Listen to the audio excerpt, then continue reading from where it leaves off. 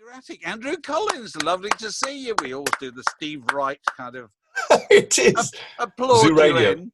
I've never clapped so much in all my life. How you doing?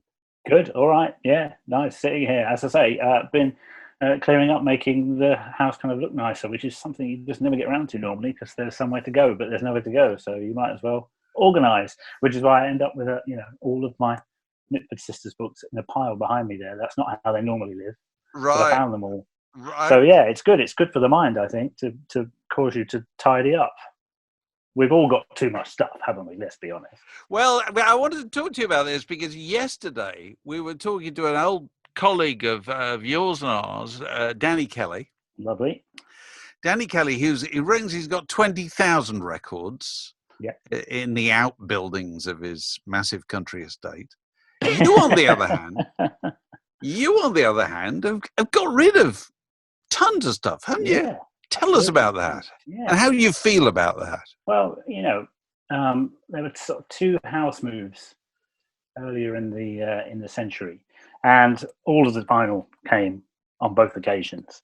And after the second move, after killing ourselves, lugging vinyl around because it is so heavy, and it's you got the right idea because you've obviously got a room that can take all the vinyl. We used to have a room that was filled with VHS videos, which don't even look any good. No, they don't. So they all went, and then when it's time to move, it was, do we want to move the vinyl again? It is such a backbreaking job, and so my compromise was I got a flight case which was designed for holding 7-inch singles in for DJs, I guess, who were only playing 7-inch singles. I don't know what that's for, but anyway, I fitted all of my 7 inches into that case. They fitted almost perfectly. It was always telling me never to ever get any more vinyl. And it's in the eaves of the house, and so I couldn't get to it. Otherwise, I could have sat here. But how many vinyl records did you have? And I suppose the other question is, do you ever wake up in the morning and just think, God, I missed them. I wish I had a particular record. I wish I had a record player to play them on. It'd be the first wish. And then the second wish is, can I actually get to where they are kept? I know they're there and they're safe, and in a way they're like a photo album. And so one day I'll just get them out and I will look through them as a photo album, which is nice. But I'm surrounded by bits and pieces that remind me of stuff that I feel might be worth sharing and telling, and they can be the smallest thing. It doesn't have to be. So I think a single is in some ways more personal than an album. So I'm really glad I did that. And even though I can't get to them, they're there. They're there. Yeah, one day I'll move to my country estate in Ireland. What was the first single you bought? Can you remember? The first single that I had that was mine. Well, it's difficult because, of course, we were so young. We didn't actually go to a shop and buy it. We would have requested it. And I was the eldest, so I would have probably requested the Sweet Blockbuster. Right. And so that was the first 7-inch single that came into the house on my request, I suppose. My love of the song, having seen it on Top of the Pops, love the band. I'm proud of myself for really, really liking these effeminate men on television at that very early young age, because my nan was suitably upset because she thought they looked like women. And so it was so cliche. But they had the Sweet had a really odd look, didn't they? Because they were dragged up, but they looked like brickies underneath it. They did it like manual labourers. They really did, It didn't look in the same way as Woody Woodmansey did in Spiders and Bars. It just never quite suited the old eyeliner. It seems like all of those kind of bands and the people who looked like that around that time all came from Hull. I'm sure that's not true, but it felt that it might have been. And I was in love with Sweet more than I would have been in love at that time anyway with the Spiders from Mars, because they were slightly off my radar. But as a kid, I loved the Sweet, and I loved the fact that when they came on television, my nan who came around, she used to come round every Thursday. It was a kind of ritualistic thing. Nan would come round on a Thursday, and then she would stay and watch Top of the Pops and complain about the men who looked like women. Because this is the thing about the Top of the Pops experience, that when it was however many million people watched it, it was families, wasn't it? It wasn't just teenagers. The whole deal was that the whole family was there, and therefore part of your experience of watching whoever it was, whether it was Mick Jagger or the Sweet or whoever, was the presence of your father or your visiting auntie or whatever. And I've done this many times when I've done sort of talks or whatever.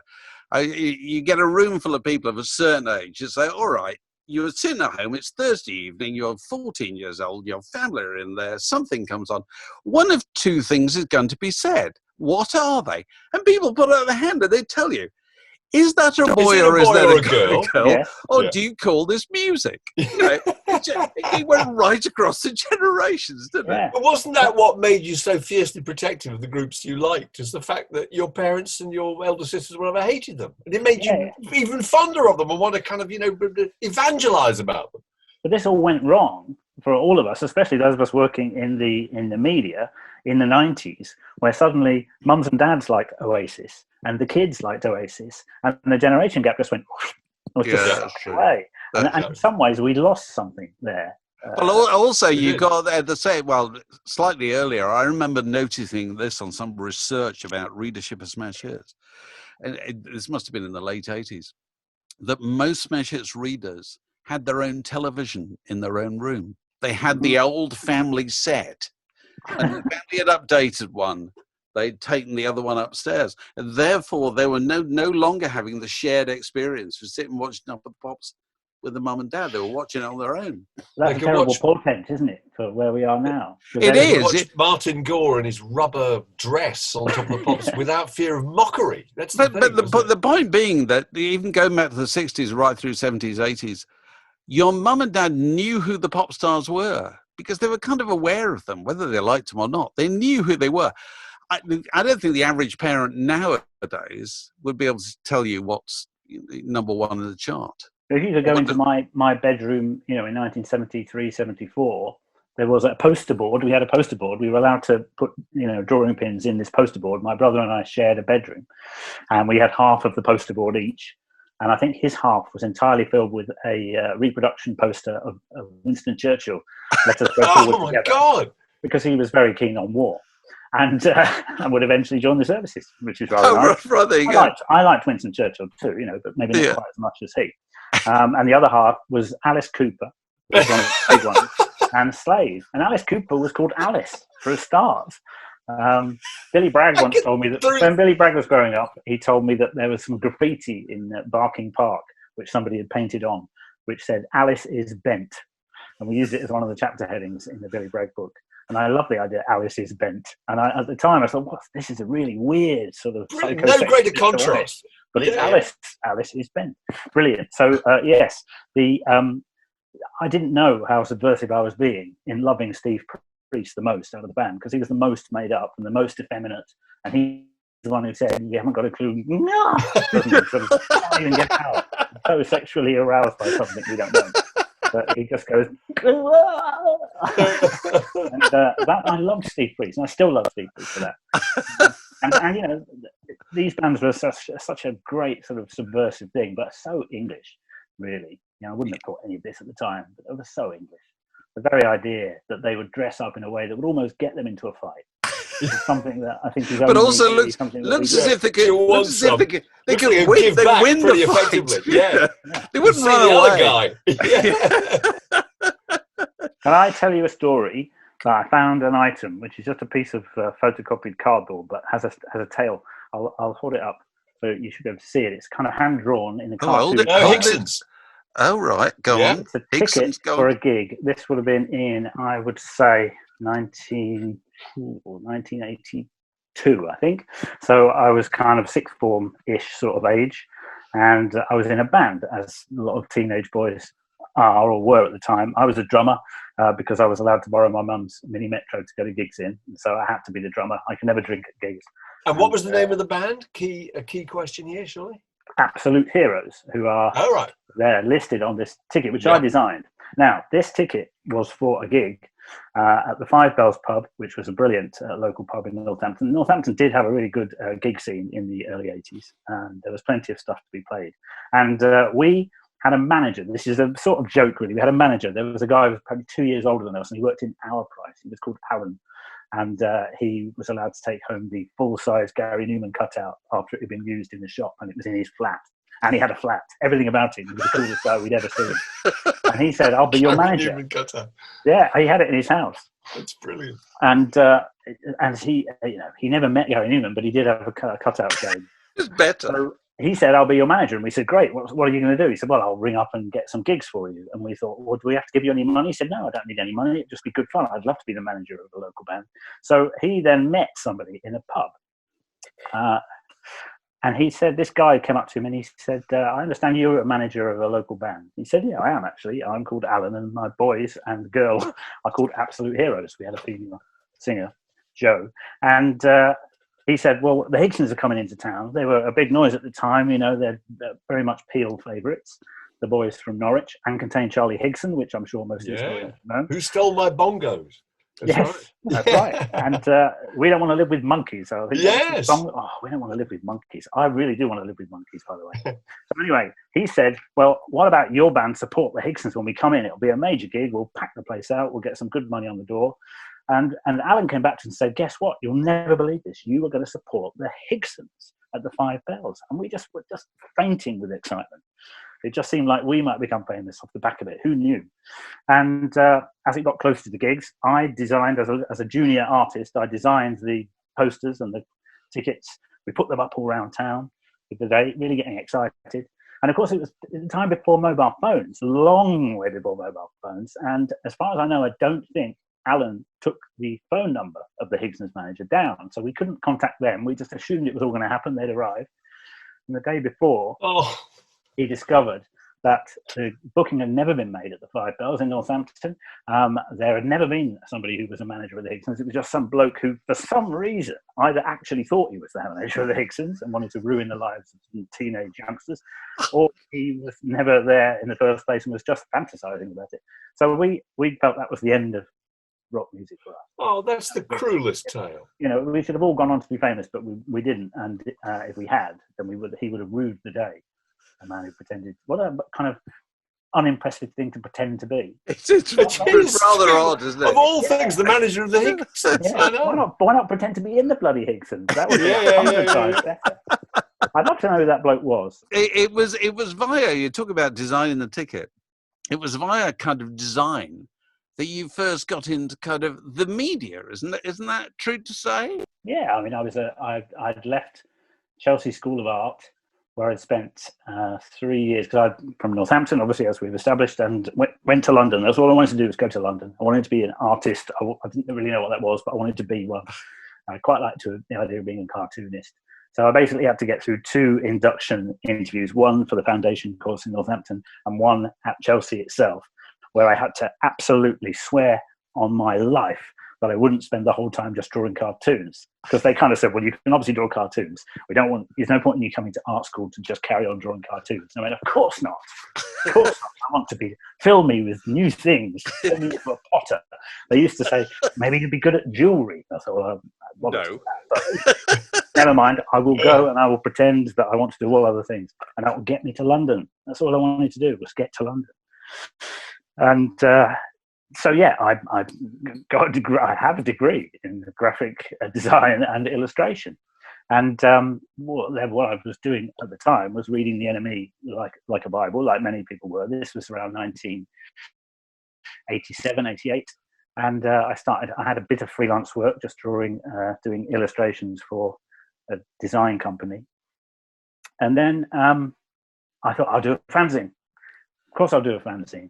I looked at the calendar and it was 1985, 1986. Somewhere on there it would have said start a fanzine. So I did. I put a fanzine together.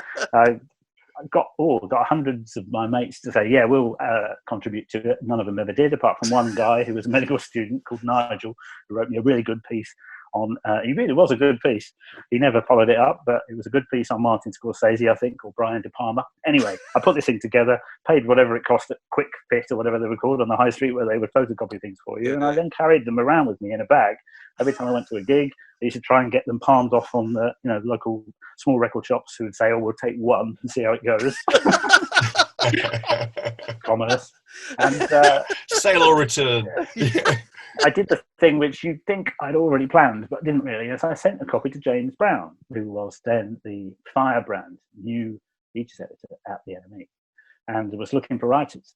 I didn't know he was looking for writers. I sent him a copy of my fanzine because I knew that he was a fanzine writer before he went to the NME. So I had done my research, and I just thought he might like it, and he might just mention it somewhere and say, so somebody might send off a 50p to get a copy of the magazine, and I'd be quids in. And instead, he phoned me up at my one-room flat in southwest London and said, "Hi, it's James Brown here. Give us a call back." And so I called him back, and he said, "Come in. I might have a bit of work for you." I mean, honestly, that was as casual as that. Yeah. And I kept the tape where his message had been. Oh, really? I thought, no, I haven't got it still, but I did have it for a long time, and I didn't replace it. I kept it somewhere. So I thought this could be the thing that my life pivots on, and it sort of did. Professionally, definitely. He did exactly the same thing with Stuart McConey, didn't he? You rang up Stuart McConey when he was a teacher, I think. That's exactly right. It was probably more exciting for Stuart than it was for me because I was already in London. Because Stuart, got to come to London. Yeah. I was already there. But and so I went in there with I had an interview. It was an interview with James Brown, a man who was younger than me. It was just horribly annoying. And but I knew he had the power, and he'd come from fanzines. And Stephen Wells was there, who would insult me on a regular basis, daily basis. Yes. I had an Age of Chance baseball cap at the time, and I wore dungarees. Don't forget, I'd been in art school for 3 years, and it was the 80s. I had big baggy dungarees and an Age of Chance hat. Some will remember Age of Chance. Leeds kind of white hip hop outfit, very good actually, but so I had that, and so it was AOC. It said A and then a star and then C, so it was a bit like Andrew Collins with the star in the middle. I was very, very pleased with that until I got to the NME, and Stephen Wells told me that it must stand for A and then a four-letter word beginning with C. Oh, God. So he always assumed that that's what my hat meant, that I was a. I'm not going to say it. Might be children listening. Quite. So there was a lot of bullying. Because I worked in the art room, and all the other cool guys, and they were mostly guys. Helen Mead ran the live section, and there were other female writers, but there was loads of blokes in the kind of old-fashioned style of people who would work at a music paper, and you know exactly who I mean. And because they were all down there, and I was in the art room, and the art room was just me and the art editor, and I worked 2 or 3 days a week just laying pages out before computers, sticking stuff down with carcinogenic spray mount. And, occasionally, I would have to venture from the art room, which was a safe space, into the main office where all the cool people were, Paolo Hewitt, and all incredibly cool people that I couldn't believe I was breathing their air, until I realised they were just human beings. That's in case you're interested. And I would occasionally have to go out. So I'd have to go to the media desk, which is where Gavin Martin, the fine man, who had also come from Northern Irish fanzine. So he probably sort of took pity on me. And I would have to go over to him and say, where do you want this headline putting? Or do you want this to be cut because it's a bit too long? And all that boring stuff. And eventually I did that enough times for him to know at least who I was when I was walking across the office. And I said, do you think I could ever review a film? Some rubbish film that nobody else wants, just because I love films and I would love to do some writing for the NME, please, sir. And he said, go and review this, which was a film called Masquerade. So this would have been 1990, 89 or 90. And it starred Rob Lowe, who was a big noise at the time. It was a yachting thriller. And weirdly enough, the screenplay was written by William Goldman, one of the great screenwriters who was really down on his luck, obviously. And so my first piece of writing for any publication, never mind the NME film section, was Masquerade. Two columns. I can still remember your illustrations for the Stone Roses court case. When you were the kind of court, you were the kind of court illustrator when you drew the picture of them. This is the only NME I've got, but it's a very good one because who's on the cover? Who's on the cover? Birdlands. Who are? Birdlands, the blonde peroxide. See, you've forgotten them. Terrible. I don't remember them at all. They came from Coventry. I think Stephen Wells was their greatest supporter of the magazine. But the key thing is inside, because this is in the olden days where the colour reproduction was such that you had to get the colour pages away by a certain time. Something really important happened, which it did, which was the Stone Roses court case, where they were basically arrested and sent to not to prison, but certainly They tipped paint all over the FM Revolver was the name of their early label who they'd fallen out with, and they decided to make an artistic statement. And there's a picture that was taken on the day. And I want to be adjourned. Very good headline. And Stuart McConey, who lived in Birmingham at the time, which is where the court case had happened, because that's where FM Revolver were based in Wolverhampton. I was going up the night before to do a gig review, and I was going to kip over at Stuart's, and then we were going to just come back to London the next day. And instead, we were sent out as court reporters. The only time either of us have ever been a reporter. And we went and just hung out trying to find the Stone Roses all day, and ended up in court where apparently there was nobody else there. There was no other media there. I mean, the Stone Roses were on the way up in a big way. They weren't necessarily, for us, they were cover stars. Yeah, but they were just a bunch of oiks to most people. So we were there, and I had to draw a picture of them. The worst thing about it, we wrote a piece, and you can probably see it there, but there's an illustration, which is, yes, the court illustration. Are you catching that? That's it. I remember that so vividly. Right. Yeah. So right. That's my only time as a court reporter, my only time as a reporter. And it was a thing that in, 5 years later, 10 years later, would have been everywhere on all the media. So what else have you got on your desk in front of you there? What are among your souvenirs? Well, first of all, it's not important, but because Will McDonald showed you his thesis, I'm going to show you my thesis, which is called Integrity Time. Right. I've designed very carefully there. And because it was art school, we still had to do a thesis. My thesis was, I decided to examine the difference between a BBC and ITV situation comedy through two specific examples. Oh, right. So I basically watched, in ridiculous, mind-numbing detail, half an hour of comedy on ITV and BBC to decide what the difference was between the two channels. Right. That's pretty much it. Okay. So it's not worth any more education well spent. Kept it. And you told us that you went to a Tony Hancock appreciation weekend, or you've got the thing. Oh, what's that? What's that? That's proof. That is the menu. 2004 reunion dinner. Oh, June Whitfield, and who's that? Ray Allen. Ray Allen's autograph at the top there. The great Ray Allen, the ventriloquist. Ventriloquist. Titch and Quackers. Yeah. Ray Allen and Lord Charles. Lord Charles. Everyone could do it. Oh, you silly off. So, don't take a gram of that. It's still going, the Tony Hancock Appreciation Society, isn't it? I mean, it would be, yeah. I mean, I joined for a year, and I really, really got a lot out of it. And then I thought, I've got to go down.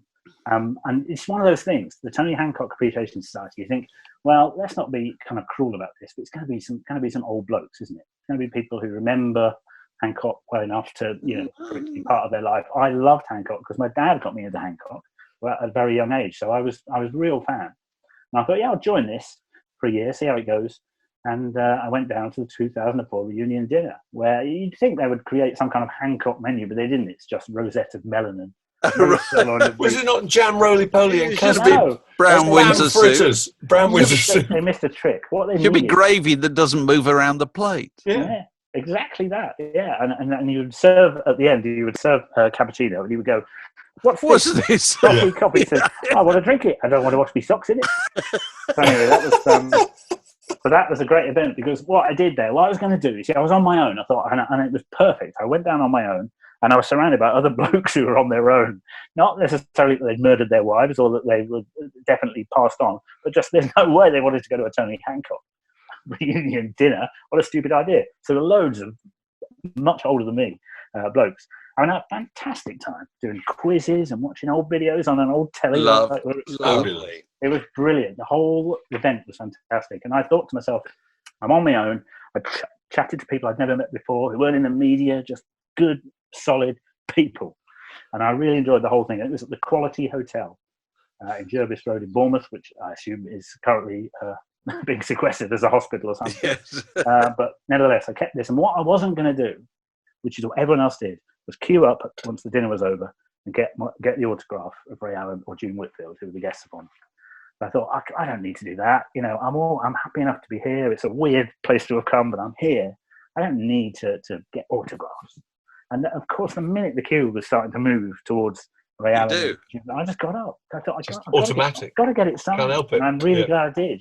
Well, autographs are the ultimate case of herd behaviour, aren't they? Autograph hunting. That's why famous people will never stop to give somebody their autograph, because as soon as they stop in the street, a load of people across the road who didn't even know who they were, they see somebody signing an autograph, they think, I better go and get on the end of that queue. A bloke there's giving out signatures. So get him to sign it and then squint at it and go, who are what's you? this? That's right. Yeah. I'll read that. What else you got? Look, that's the first time I ever had my name on anything. Oh, very good. Oh, right. It's the first time I existed at Sainsbury's. Very good. They taught me well. I knew where the jam was. Somebody gave me some advice on the first day. They said, find out where the jam is, because they'll always ask where the jam is. And it's true, actually. It's quite hard sometimes to find jam in the supermarket. It's not exactly where you think it's going to be. And so I learned that knowledge. That was like the knowledge where the jam is. And then an old lady or an old man or just somebody will come up and say, excuse me, where can I find the jam? I go, aisle 2, down there, on the right, past the bacon ingredients. You say it before they even ask, presumably. An old person comes to me, just aisle 2. That's and right. They love you. They love you. Tangent. Do you know where the Bovril is in a supermarket? That's a good question. No, I absolutely don't. I've never bought it, though. So. Okay. It's near the gravy browning. Gravy browning. You'd expect it to be in a jar with the kind of spreads and You'd things think like it'd that. be with jams. Yeah. Sort of. Yes. So, Leah, that's useful piece of advice for everybody. Yeah, I think so. I've got this interesting. Well, this I just picked up. This is not particularly for me, but I used to, when I started. I thought I was going to become a stand-up comedian, and was foolishly encouraged to do so by Richard Herring. I picked up some things that were used as props, and at the time, this was in it was in the newspaper. The Daily Mirror published this as a kind of pull-out. Britain's worst serial killers. Oh, I still am very promotional. I am very interested in serial murder and those who do it. But I kept this because I thought it was particularly brilliant, because as you look at it, if you're interested, you think, yeah, this is good. Britain's worst serial killers. And it's got everybody, really, you could possibly want in here. It's got Jack the Ripper, obviously. All the gang. All the greats. Yeah, Dennis Nilsson's in here, the Moors Murderers, Fred and Rose West. So, absolutely, completely misleading, because they are not Britain's worst serial killers, are they? They're Britain's best. Serial killers. The whole thing is predicated on a lie. That's why I stopped being a stand-up. That was as good as I could get. I had a very slight tangent. You wrote a sitcom called Mr. Blue Sky, I remember, and which I wanted to ask about ELO, because you adored ELO, and I wondered what, at the age of whatever you would have been, 8 or 10 or something, why was ELO such a big deal? I think my dad had the albums, right? So I didn't have an older brother. I've always been, if you are, the eldest, and you've never had a sibling to look up to or to want to be like or to dislike. I like my brother. He was younger than me, and I don't know whether he looked up to me or not, but we got on fine. But I was interested in my dad's records and the Elvis records that my mum had as well, just a little bit before my brother, who was just not bothered and not interested. Yeah. So I kind of had that relationship with mum and dad, which was a bit different. But it also meant that, I had to find all this stuff myself. And also taking the music from your mum and dad isn't a cool way to do it. So I found Elvis, which I'm delighted about now, and I'm delighted too now that ELO are my first favourite band, because they were. New World Record and Out of the Blue were both in the house, and I was absolutely besotted by them. And all the lyrics were in there as well, which at the time, was probably quite unusual for bands, especially ones who lived on a spaceship. Yeah, absolutely. ELO apparently did. There were 8 members, unbelievable. And I not only did I know all the names of them and what they did, and I could have sung you all the songs, but I also could draw them. I haven't got my pictures, but I've somewhere there. I've draw ELO. Cartoons of all their faces. I'll find it and send it to you just in case. Wow, I never even thought they had faces. Really? Yeah, they all have beards. I thought that's powerful personalities. I never think of ELO as having faces. Yeah. They have large specs and beards. No, Richard Tandy didn't have a beard, you see. Right, really? He's a rugged individualist. Yeah, but you could even tell that from the tiny little drawings of them in the airbrushed illustration that the Gatefold album became. So they were my favourite band, but it was about 1978, 79, and really that's the time when you start to look further afield than your mum and dad's record collection, isn't it? Yes, and I found punk. And I found punk as a kind of sort of 13, 14-year-old. Just about at the wrong time to find punk, which was after Sid Vicious had died, thus, after the Sex Pistols had broken up at the Windsland Ballroom, and when they'd started to put out crappy stuff like, you know, The Great Rock and Roll Swindle and anything they could find that had Sid involved. And so I was coming at punk through no fault of anyone's other than my own, for not being the right age at the right time. So you missed all the greats, but you got the lurkers and the members. And I also got the undertones. I mean, it's easy to remember that it was bad, and it wasn't. Was it? I remember this so clearly because I was at Smash Hits at the time, and you know, the great surge in popularity for all things punk was after it had happened. Yeah. It was at precisely that time you're talking about, and the whole generation of 13, 14-year-olds or whatever they were came along looking for something a bit rebellious and that they'd heard was could frighten their parents. And all they had was the dregs of, Sid Vicious records and My Way and stuff like that, and buying a mail order bum flap from Danilo in the mail order pages of Smash Hits. My mum and dad got me an Undertones T-shirt for Christmas in 1980. They sent off from a little ad at the back of the NME. They sort of snuck my NME away and got the address and sent off. So I got for Christmas, aged 15, an Undertones T-shirt. It was so exciting. So for me, it wasn't coming in at the arse end of punk. It was me coming in at the brilliant front end of what we now call post-punk and revere, quite rightly, as some of the most inventive music, especially in this country, that has ever been made. So it was a weird and happy time, and it's only when you look back that you start to compartmentalize. At the time, it's just happening to you, and I was very happy, and I don't know if there's even room on the camera to see my tower of Mitford sisters books. Right, I can see that. That's a lot of. Is there a modern equivalent of the Mitfords? I don't know. Is there a family that we are as obsessed with? And even the Kardashians. The Kardashians, but I mean the Kardashians. They seem a bit tame. The Kardashians. None of them was in prison. None of them went out with a fascist leader.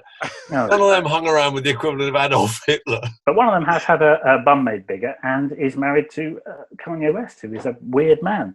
That's about it. Also, none of them, if they've written a book, I imagine they will have had some help with it. But I think the Mitford sisters are amazing, partly because all six of them could write. I mean, seriously. Yeah, I've got it. Yeah. Last one to go. See you, Dave. And that's the best one to start. That is the best book. Yeah. Easily the best one. You wouldn't necessarily think so, but it's letters between the sisters. That's the first one I read. To each other throughout their lives. Which all the time. And their lives... well, longer or shorter or whatever, but it's an extraordinary story of a family relationship. It covers everything. It's history, written by really rebellious women, at a time when they would normally barely been educated, when they first grew up. So I've created these for a show that I did as a would-be stand-up, and they are basically easy. They're from the book that you were holding up, Dave, which is there's a symbol next to each letter to tell you who's writing it. Right. You start to get to know them very quickly. It's a brilliant device. And so that is Nancy Mitford, who is most famous for writing novels, right? So you this might come in useful. Yeah. This is my favourite Mitford sister, which is Jessica Mitford. Or Decca. She's my favourite because she's a crazy left-wing nutcase and brilliant, and spent a night locked in a church in Alabama with I think Martin Luther King, because she was so involved also in the civil rights movement. An amazing woman, right? So there's she. Now, next one is an odd choice. It's Diana, who's also famous for having married a fascist leader and for being fascist. Oswald Mosley, wasn't it? Yeah. Yeah, Oswald Mosley, whose book is fantastic, written by his son. And was in prison, wasn't she? They were interned, when war broke out, because they found a signed photo of Hitler under the baby's cot when the police came around and said, "What was a giveaway?" It's a bit of a giveaway. But she did go to prison. And then Pamela, who's the least famous, whose sign is two spoons, because she was apparently had a brilliant memory for what meals she ate. So not quite as good as the others. And then you've got this, which is Deborah, who was the longest lived, the youngest, amazing woman, and ran Chatsworth's gift shop and all around it. And then that's the one that speaks for itself. Yeah, Unity. But I've got a great fact about this, which will work visually. This is Unity, who, as we know, was a great friend of Hitler, and she book about her is called Unity Mitford: A Quest. So that's the cover of it. Unity Mitford: A Quest. Now, can you spot the deliberate mistake, the not deliberate mistake on the front of this book? Oh, is that the swastika the wrong way around? Is The it? swastika, is that right? No, as the Union Jack wrong way around, It's don't they? even more of a sacking offence. Go on. That is not Unity Mitford. That is Diana Mitford. Oh my lord! Good Bang. grief! Oh, Yeah. Unbelievable. That's that's God. Wyndham Press. My God, did nobody go to court over No. that? that's a shocking mistake. I've not even read about it. I'm sure other people have noticed it. But then again, there were 6 of them. Such an easy Were mistake to 6. make. I don't know. It's a Mitford. That'll do. Move women, on. eh? They all look Those are always the things that people never look out for when they're looking for legals in published matter. Yeah, it's the pictures. They're Wrong, looking at the words. Picture of the wrong person. Yeah, they're looking at the words. words, and you're referring to the wrong person. Oh Yeah. my God! So that's good. I'm sure it's worth a lot of money. Yeah. So Andrew, you've one of the first times you appeared in print, you won a competition in Smash Hits. Is that right? Yeah, I haven't got the issue of it, but I'm delighted to have you found got it, Dave? online. Oh, you've got it. That's fantastic. It was you had I've to found draw, it this morning. You had to draw Walt Jabsco, who was the actual name of the two-tone man, and draw him as he would be on the cover of another single. And so I did that one, which you're pointing at, which is Smash It Up by the Damned. And this was 1980, cool so you would probably have got a letter from Dave. Did you get a letter from the editor at the time? I wasn't the editor at the time. No, it was my section, I think, that it had been launched in. Yeah. But can you imagine the excitement of getting a letter from Smash It saying you've won the competition? It's been won by Andy Collins of Andy Collins. Collins. Yeah. Who just aced it from Louise Hardman from Luton or Mark Filer from York. Brilliant. I was thrilled to bits. And then the album arrived, obviously. That was the cover. Oh, look at that. I remember that really well. Yeah. Love the jam. And the people at Smash It sent me the copy of the album, which arrived slightly bent. But that's just the way with vinyl albums. Yeah, it was. But I haven't still got it because it doesn't mean anything to look at. But it was an amazing event. Yeah. So, do you know who Mark Allen interviewed somebody in that issue of Smash It? Who was it, Mark? Oh, I can remember this. It was Paul Weller, wasn't it? No, it wasn't actually. No. Phil Weller was on the Sutcliffe cover. interviewed Paul Weller. You interviewed the Flying Lizards. Ah, brilliant. My lord, that was my first ever Smash Hit piece. It probably was because you Yes, they had a big hit called Summertime, was it? Was it Summertime or Money? I think it was Money. Flying Money. Lizards, that was my first ever piece. How exciting. It is great. Yeah. It's too exciting.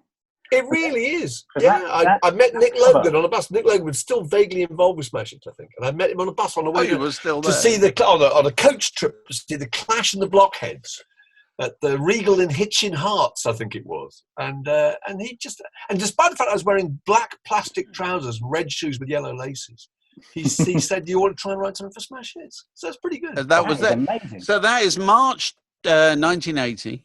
Yeah. Which is 40 years ago. Yeah. We look well on it. 40 years ago. So 40 years, doing the usual, mathematics that we always do in these cases to remind us how long ago it was. Subtract 40 years from 1980.